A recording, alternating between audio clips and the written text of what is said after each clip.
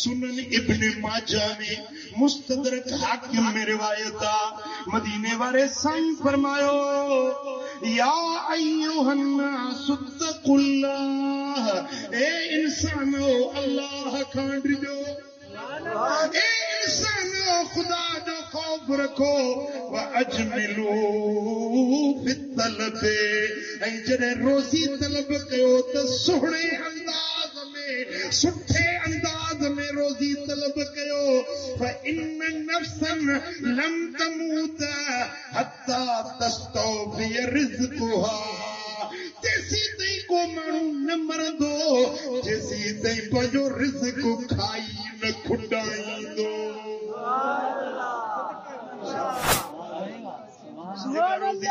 लिखजी वैया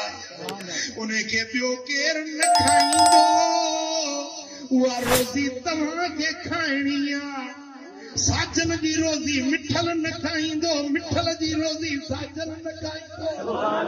पीउ हिकिड़ो आहे माउ हिकिड़ी आहे पर हर कंहिंजी रोज़ी रब जुदा जुदा ठाहे छॾी आहे साईं फरमाईंदा तेसी ताईं मौत न ईंदो तेसी ताईं दुनिया तां लाॾाणो न थींदो जेसी ताईं पंहिंजी लिखियल रोज़ी खाई न खुटाईंदो खाई तव्हां पूरी न कंदो तेसी ताईं न मरंदो पोइ पंहिंजी रोज़ी खे हासिल करण जे लाइ सुठो तरीक़ो इख्तियार कयो सुहिणो तरीक़ो इख्तियार कयो साईं फरमाइनि था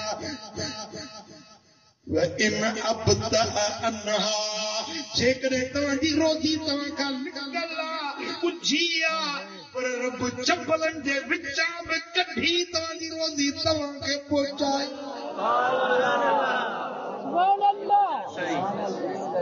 तव्हांजी रोज़ी निकल आहे तव्हांजी रोज़ी अखियुनि खां ओछल आहे तव्हांजी रोज़ी नज़र नथी अचे पर रब लिखी छॾी आहे उहा रोज़ी जबलनि पहाड़नि मां बि कढी रब तव्हांखे पहुचाए ॾींदो